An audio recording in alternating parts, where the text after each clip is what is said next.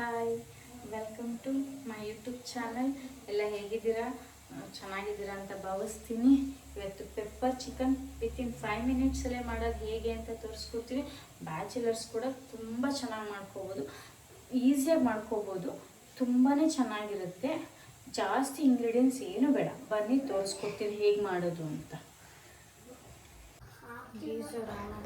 Gas ಹಚ್ಕೊಂಡು ಒಂದು ಕಡಾಯಿ ಇಟ್ಕೊಂಡು ಅದಕ್ಕೆ 1-2 ಸ್ಪೂನ್ ಟೇಬಲ್ ಎಣ್ಣೆ ಹಾಕ್ಕೊಳ್ಳಿ. ಎಣ್ಣೆ ಹಾಕ್ಕೊಂಡಿದ ನಂತರ 1 ಸ್ಪೂನ್ ತುಪ್ಪ ಹಾಕ್ಕೊಳ್ಳಿ. ತುಪ್ಪ ಹಾಕ್ಕೊಂಡಿದ ನಂತರ ಸಣ್ಣಕ್ಕೆ ಹೆಚ್ಕೊಂಡು ಇಟ್ಕೊಂಡಿರೋ ಬೆಳ್ಳುಳ್ಳಿ ಹಾಕ್ಕೊಳ್ಳಿ. ಸಿಪ್ಪೆ ತೆಗೆದು ಬೆಳ್ಳುಳ್ಳಿ ಹೆಚ್ಕೊಳ್ಳಿ. ಅದಾದ ನಂತರ ನಿಮ್ಮ ಖಾರಕ್ಕೆ ಎಷ್ಟು ಹಸಿಮೆಣ್ಸಿನ್ಕಾಯಿ ಹಾಕೊಂಡು ಫ್ರೈ ಮಾಡ್ಕೊಳ್ಳಿ.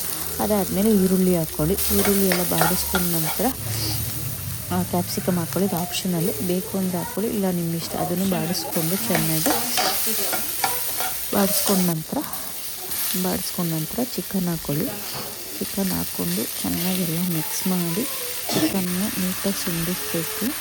ಸುಂಡಿಸ್ದಾಗ್ಲೇ ಚಿಕನ್ ಟೇಸ್ಟ್ ಬರೋದು. ಅದಕ್ಕೆ ಸುಂಡ್ಸೋದಕ್ಕೆ ನೀರೆಲ್ಲ ನೀಟಾಗಿ ಸುಂಡಿದ್ರೇ ಚಂದ ಚಿಕನ್ನು, ಸ್ಮೆಲ್ಲೇನೂ ಇರೋಲ್ಲ. ಅದಕ್ಕೆ ಒಂದು ಸ್ವಲ್ಪ ಉಪ್ಪು ಹಾಕ್ಕೊಳ್ಳಿ, ಅರಿಶಿನ ಹಾಕ್ಕೊಳ್ಳಿ. ಅರಿಶಿನ ಎಲ್ಲ ಹಾಕ್ಕೊಂಡು ಚೆನ್ನಾಗಿ ಮಿಕ್ಸ್ ಮಾಡಿ ಇಟ್ಕೊಳ್ಳಿ. ಮಿಕ್ಸ್ ಮಾಡಿದ ನಂತರ ಸ್ವಲ್ಪ ನೀರು ಸುಂಡೋದಕ್ಕೆ ಬಿಡಿ. ನೀರೆಲ್ಲ ಸುಂಡಾದಮೇಲೆ ನೋಡಿ, ನೀರೆಲ್ಲ ಸುಣ್ತಾ ಇದೆ. ಫುಲ್ಲು ಡ್ರೈ ಆಗಬೇಕು, ಅದು ಎಣ್ಣೆ ಬಿಟ್ಕೊಳ್ಳುತ್ತೆ. ಆ ರೀತಿ ನೀಟಾಗಿ ಸುಂಡ್ಕೊಂಡ್ರೆ ಚಿಕನ್ ಚೆನ್ನಾಗಿ ಘಮ ಅಂತಿರುತ್ತೆ.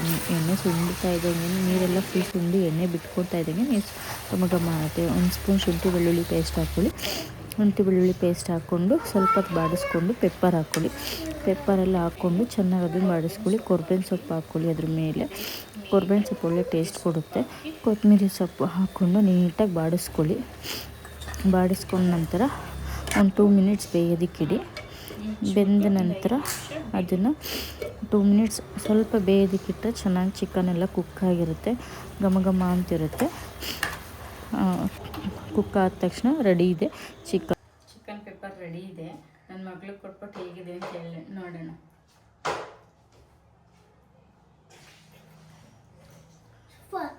ಚೆನ್ನಾಗಿದೆಯಾ? ಸೂಪರ್ ಆಗಿದೆ. ನೀವು ಮನೆಯಲ್ಲಿ ಬೇಕಾದ ಟ್ರೈ ಮಾಡ್ಕೊಳ್ಳಿ. Thank you.